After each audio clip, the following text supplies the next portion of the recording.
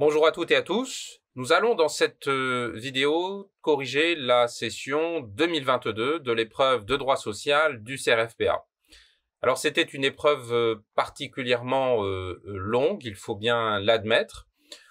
Très classiquement, c'est une consultation juridique dans laquelle vous êtes chargé des affaires juridiques et judiciaires d'un chef d'entreprise. Autrement dit, ici, d'une société, Aspirotech est l'employeur, 273 salariés, plusieurs sites. Nous allons voir l'enjeu de l'existence de ces différents sites, notamment la présence de comités sociaux et économiques d'établissement. Fabrication de pompes hydrauliques, bon, ici, rien de très original. En revanche, la chose la plus originale tient aux thématiques qui sont soulevées et plus particulièrement à la répartition en termes de barème de ces thématiques, puisque nous avions donc d'ores et déjà 5 questions, 5 cas, donc c'est quand même assez lourd, mais uniquement une première partie consacrée à ce que l'on peut appeler les relations dites individuelles de travail, vous le voyez, sur 6 points, et puis tout le reste, sur 14 points, était consacré aux relations collectives de travail, avec une question sur les prérogatives du comité social et économique, l'information-consultation, une question sur le fonctionnement du CSE et en particulier sur le mode de présidence du CSE ou le droit de vote de son président, une question relative à l'organisation des élections du CSE, donc troisième sujet des relations collectives, et puis dernier sujet des relations collectives, la 5e question, donc l'action en exécution d'un accord collectif. Une constante néanmoins, vous le voyez qu'il y a encore cette année, et comme toutes les précédentes quand même, un sujet dit liberté fondamentale, droits et libertés des personnes, donc c'est quand même une thématique qui revient chaque année. Alors, mais néanmoins, vous le voyez, la répartition est assez originale, puisque traditionnellement, nous avions quand même plutôt une majorité de points attribués aux relations individuelles de travail, et là, nous avons pour l'essentiel 14 points, donc un sujet de relations collectives de travail. Commençons par le premier cas, donc liberté fondamentale. Alors finalement assez mal payé, entre guillemets, 6 points, mais 3 questions tout de même assez lourdes. Une première question en lien avec la question de la vie personnelle du salarié. Est-ce qu'on peut sanctionner un salarié pour des agissements qui ont lieu pendant sa vie personnelle et quelles sont ses obligations pendant sa vie personnelle à ce salarié? Une question relative à la liberté religieuse et au port d'un signe religieux par un salarié, et une question sur la liberté d'agir en justice et donc ces libertés fondamentales. Alors, premier sujet, nous avons un salarié qui travaille pendant son arrêt maladie dans une autre entreprise et l'employeur souhaite classiquement le licencier pour déloyauté au motif qu'il a touché quand même des indemnités complémentaires de maladie payées par l'employeur. Donc, on vous demande si on peut licencier ce salarié.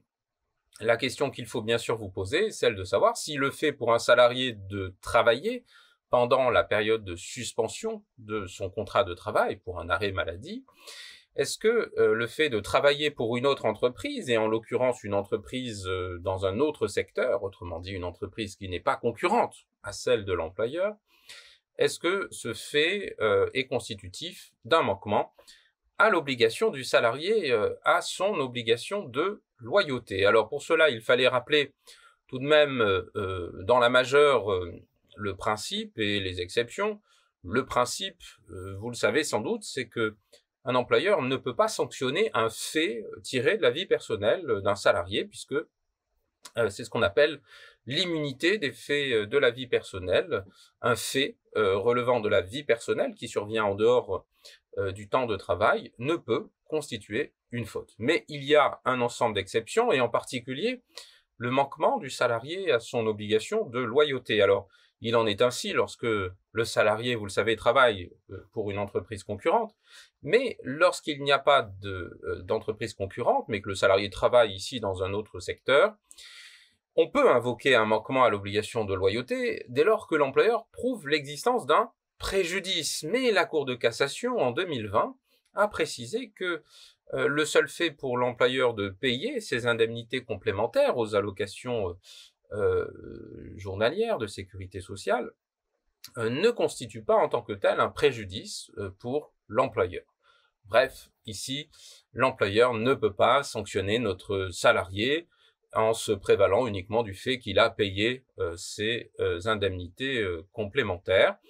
Donc ici, il n'y a pas de manquement à l'obligation de loyauté. Il est donc très vivement recommandé à notre employeur de ne pas licencier ce salarié. Vous pouvez bien sûr développer sur les possibles conséquences de ce licenciement qui serait injustifié, mais tout de même, vous voyez sur 2 points, il ne faut pas s'attarder, hein, c'est encore une fois assez mal payé. Deuxième sujet, là aussi assez lourd, la question de la neutralité que vous avez sans doute rencontré à un moment ou à un autre dans vos études. Alors un employeur peut-il valablement licencier un salarié qui refuse de tailler sa barbe, au motif que l'employeur, au motif que cette barbe aurait une connotation religieuse et politique. Donc je vous passe le détail des faits, mais vous avez compris que l'employeur estime qu'il faut que ce salarié taille cette barbe, et le salarié donc refuse. Alors il fallait ici rappeler brièvement, même si la majeure ici, vous le voyez, est un petit peu longue, le principe, c'est la liberté religieuse, donc n'oubliez pas de rappeler toujours la règle la plus importante au début, c'est la technique dite de l'entonnoir.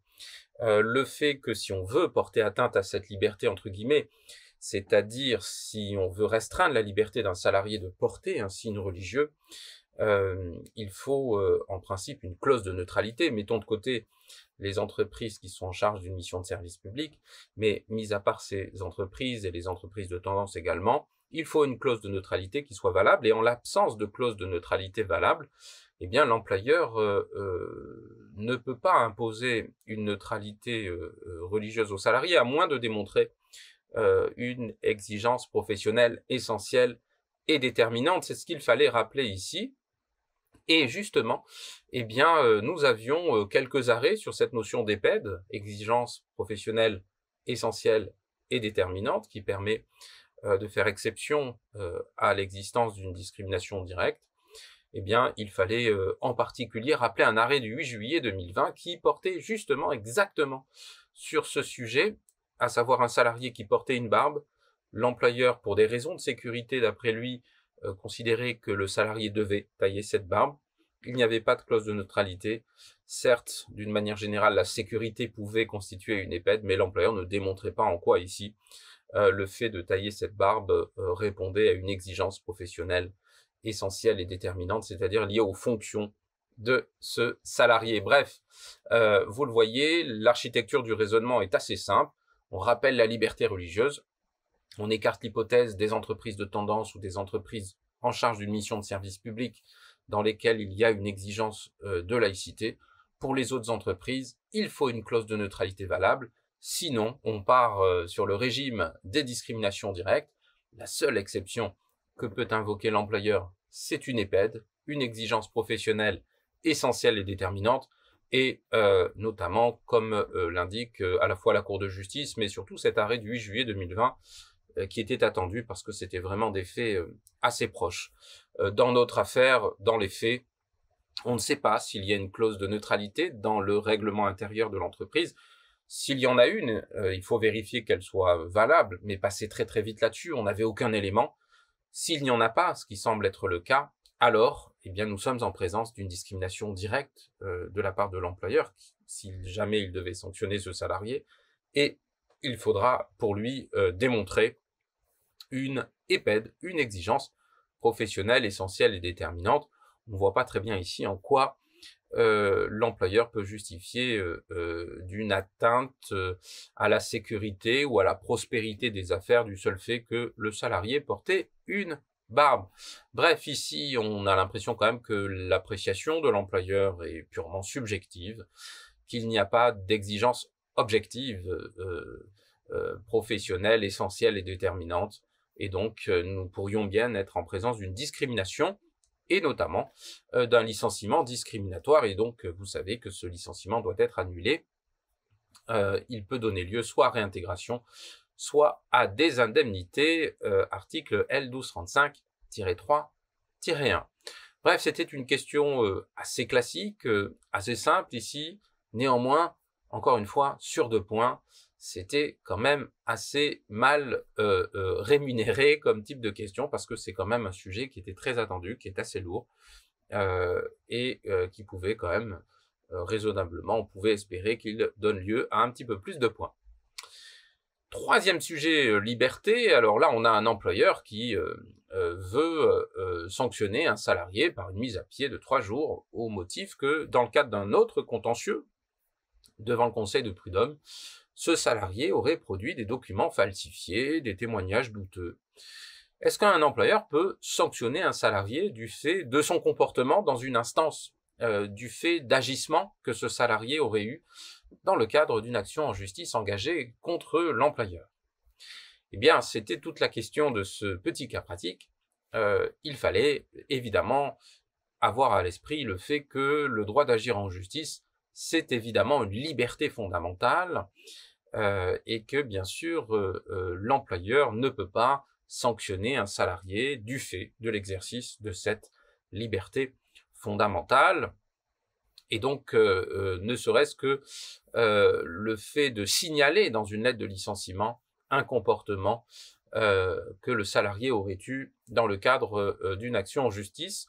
Alors, les faits semblent inspirés d'un arrêt du 27 mai 2020. C'était exactement la même situation, et les juges ont considéré que la vraie raison du licenciement du salarié, c'était simplement l'exercice par ce dernier de sa liberté d'agir en justice, de son droit d'agir en justice, liberté fondamentale. Donc ici, évidemment, on va vivement déconseiller notre employeur de prononcer une quelconque sanction contre ce salarié au seul motif qu'il aurait eu un comportement, quel qu'il soit, dans le cadre d'une action en justice. Voilà pour ce premier cas pratique.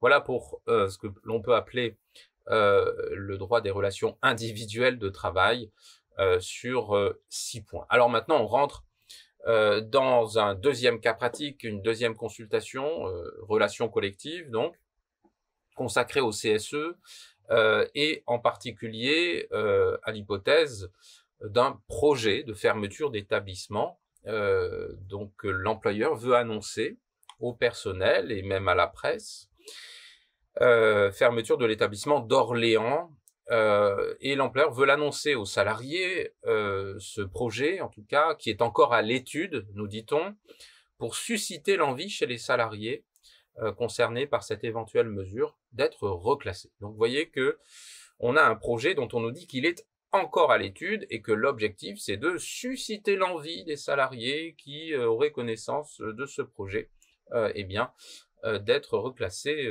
ailleurs, dans d'autres établissements de l'entreprise. Nous avions 3 questions dans ce deuxième cas.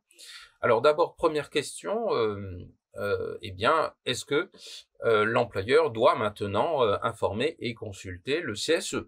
Autrement dit, la question qui se pose, c'est est-ce que ce projet, qui est encore à l'étude, doit faire l'objet d'une information, consultation avant toute annonce à la presse?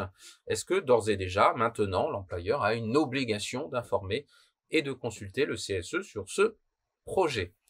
Eh bien, il fallait rappeler en quelque sorte l'élément déclencheur de l'obligation pesant sur l'employeur d'informer et consulter le CSE.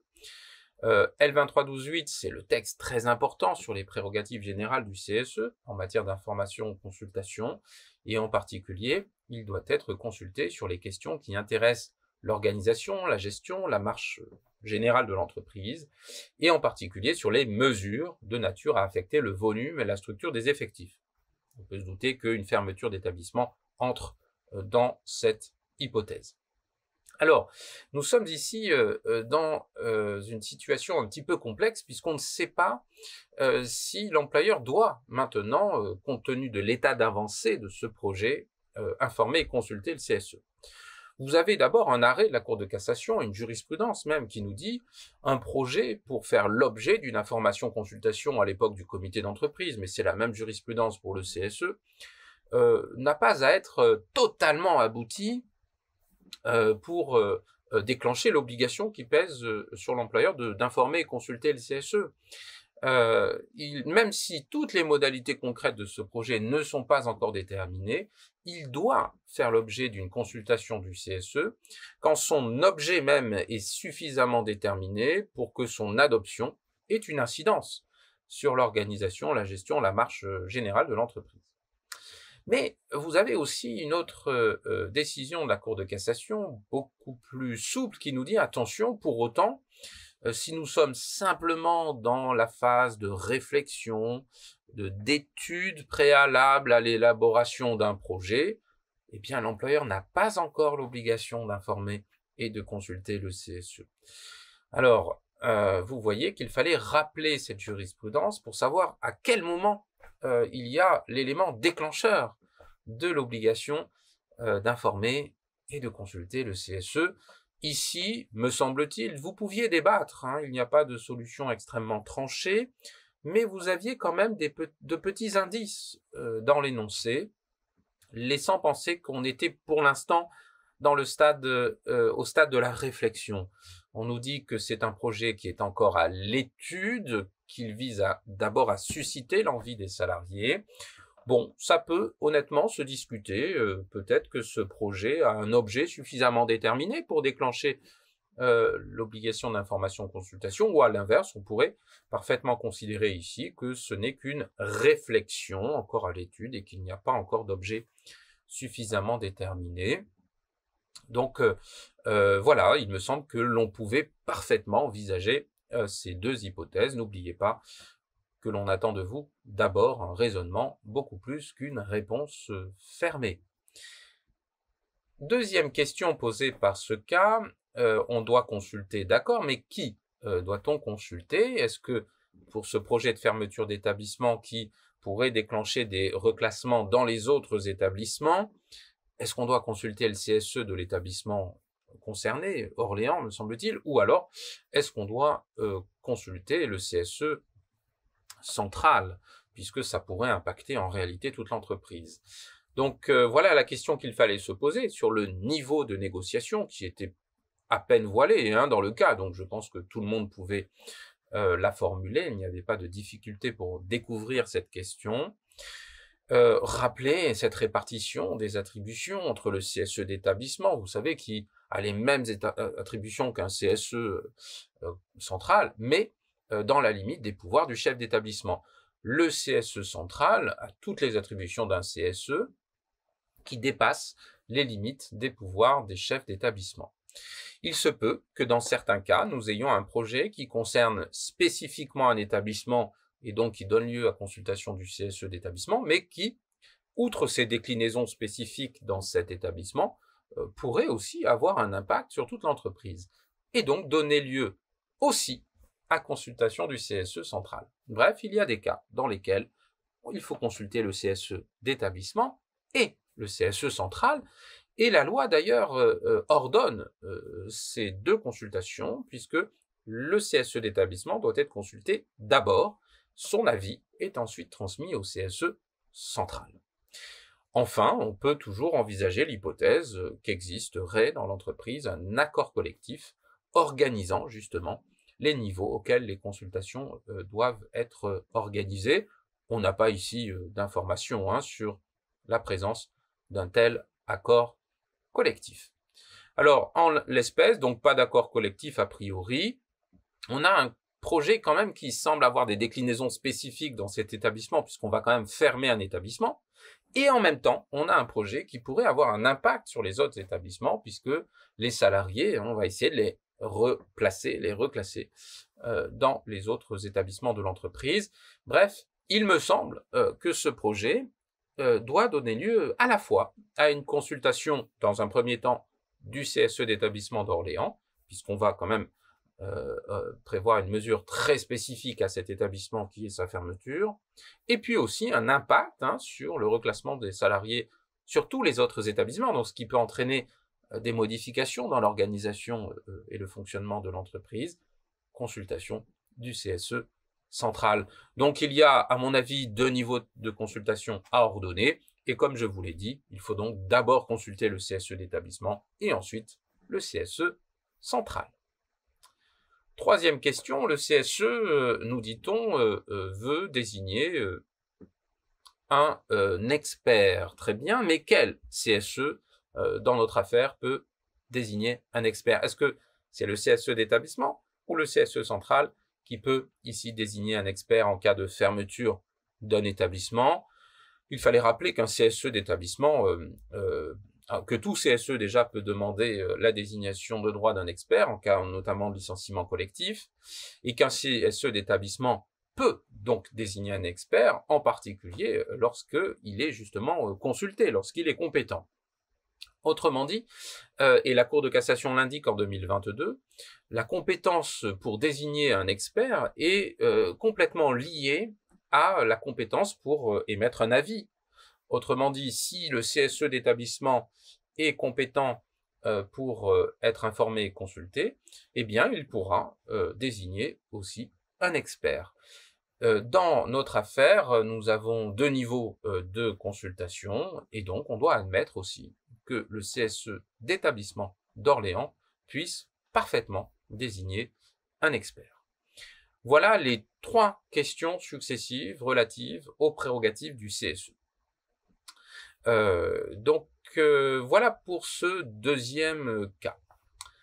Troisième sujet, toujours le CSE, mais cette fois-ci on rentre dans les règles de fonctionnement du CSE. Plus spécifiquement, une question assez classique finalement sur le président du CSE, avec 2 questions ici.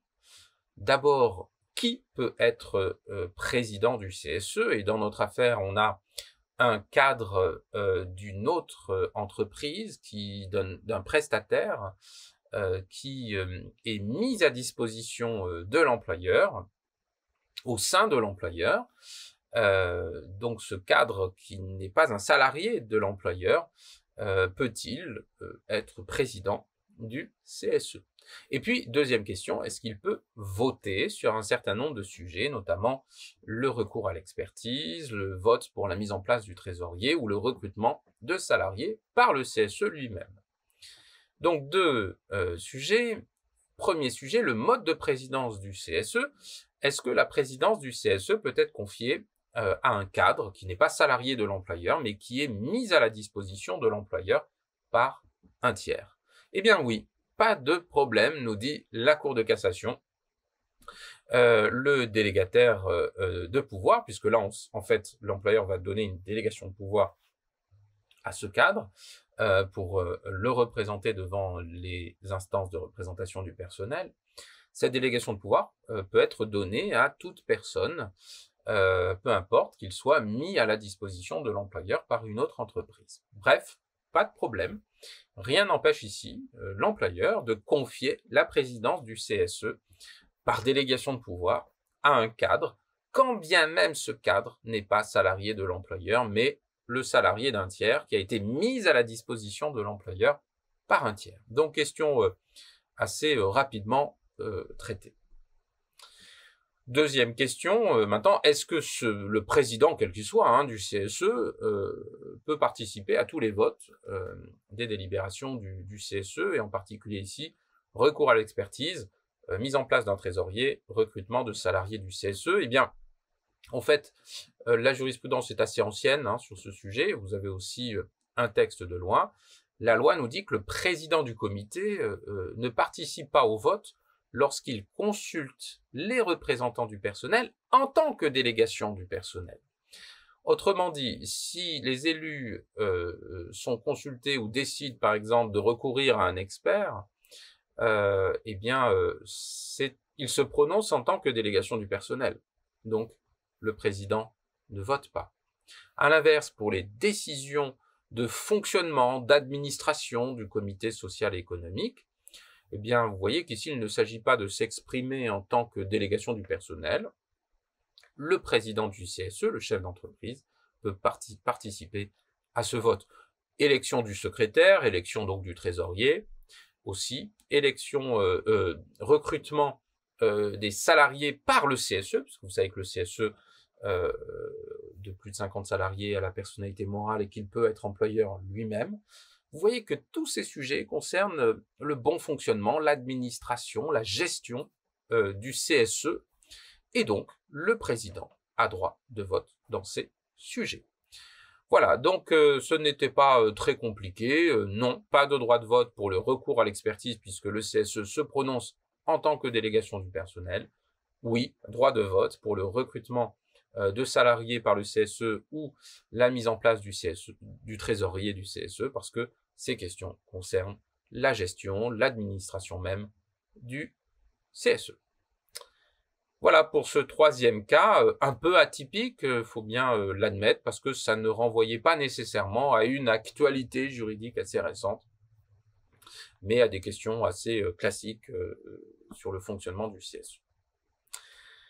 Quatrième cas, le refus d'enregistrer des listes de candidats. Donc c'est un cas ici plutôt élection professionnelle.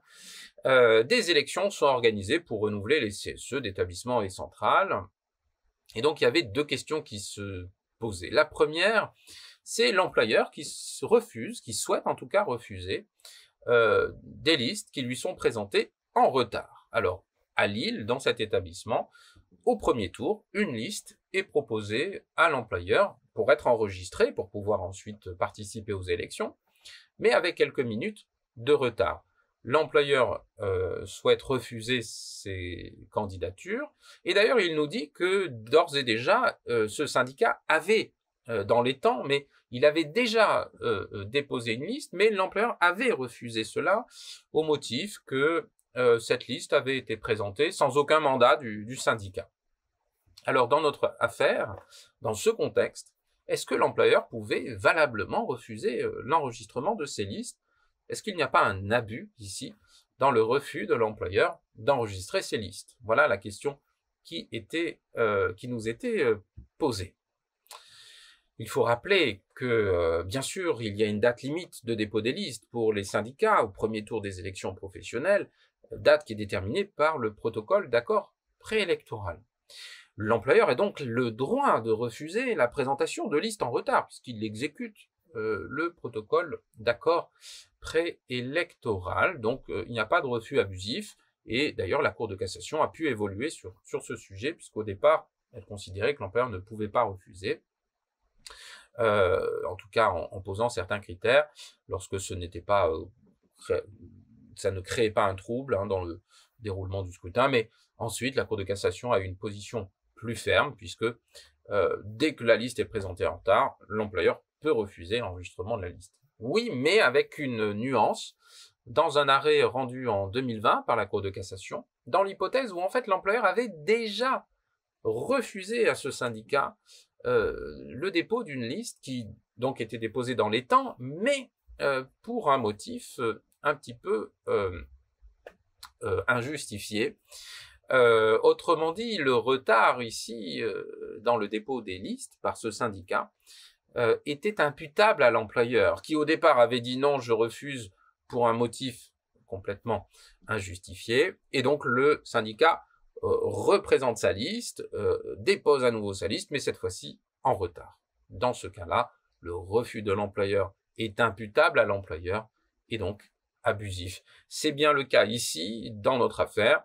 L'employeur invoque qu'il fallait un mandat, en tout cas ce n'est pas impératif pour pouvoir déposer des listes. On n'a pas justifié du mandat en tant que tel à ce stade, et donc le refus de l'employeur dans un premier temps était abusif, et dans un deuxième temps, quand bien même la liste a été déposée en retard, ce refus n'est pas non plus justifié. Donc attention sur ce premier point, il faut vivement déconseiller à l'employeur de refuser le dépôt des listes, et d'ailleurs avec un enjeu quand même très important, c'est que ce syndicat pourrait très bien agir en justice en saisissant le tribunal judiciaire, soit en suspension pour faire suspendre le déroulement de ces élections professionnelles, soit même en annulation du scrutin une fois celui-ci, une fois que l'on a le scrutin de ces élections, une fois qu'on a eu les résultats des élections.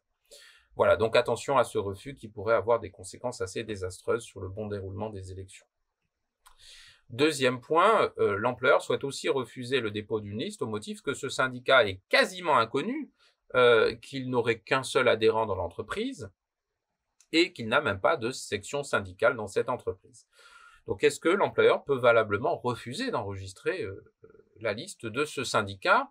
Eh bien non, vous savez qu'en fait, au premier tour, d'ailleurs comme deuxième tour, mais au premier tour, la loi prévoit que peuvent déposer des listes et peuvent se présenter un ensemble de syndicats. Bien sûr, les syndicats représentatifs, bien sûr, les syndicats qui ont une section syndicale, mais pas seulement.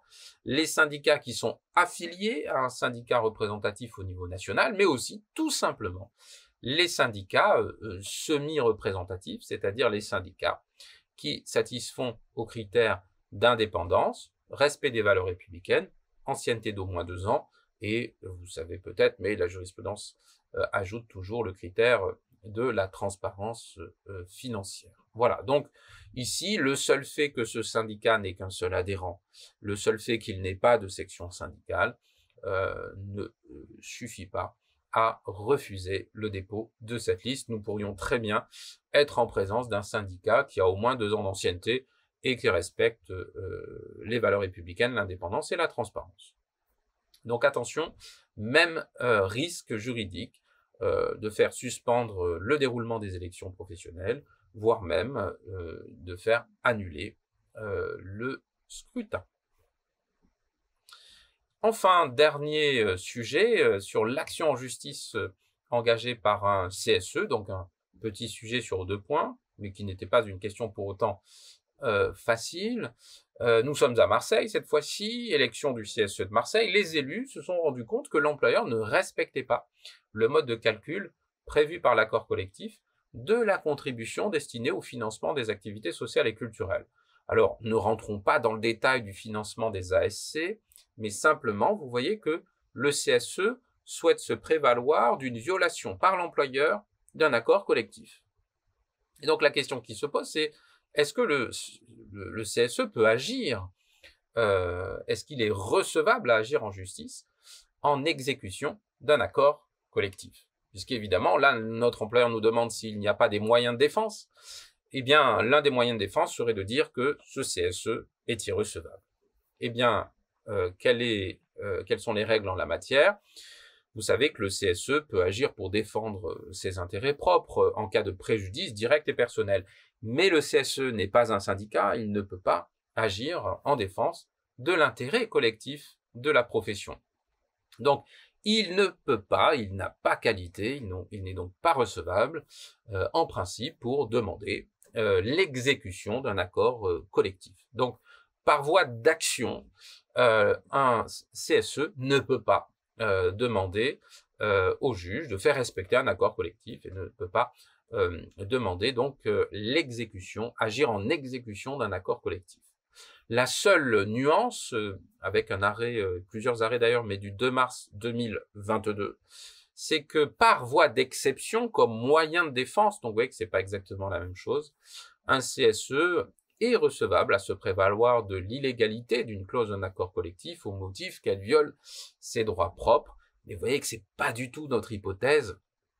Donc je le rappelle ici parce que c'était une jurisprudence récente, voilà, et qu'un correcteur pouvait peut-être l'attendre. Mais vous voyez que c'est la seule petite ouverture qui a été admise par la Cour de cassation. On n'est pas dans ce cas-là. Et donc ici, un CSE veut agir par voie d'action et non pas par voie d'exception. Il ne s'agit pas d'invoquer l'illégalité d'un accord, mais plutôt son inexécution. Bref, ici, l'employeur pouvait parfaitement invoquer l'irrecevabilité de la demande de l'action en justice du syndicat, du CSE, pardon, en exécution d'un accord collectif. Voilà très rapidement analyser ces 5 cas. Donc un sujet assez long. Il ne fallait surtout pas perdre de temps à rechercher les règles de droit dans votre code du travail. Mais il fallait vraiment faire très attention à la gestion du temps et faire attention au barème Donc vous voyez que, par exemple, la première question n'était notée que sur 6 points. Il ne fallait surtout pas y consacrer 2 heures, quand bien même c'était assez tentant dans le domaine des libertés. Voilà, donc attention à la gestion du temps. Je vous souhaite un bon travail, une très bonne préparation et je l'espère, à très bientôt. Merci.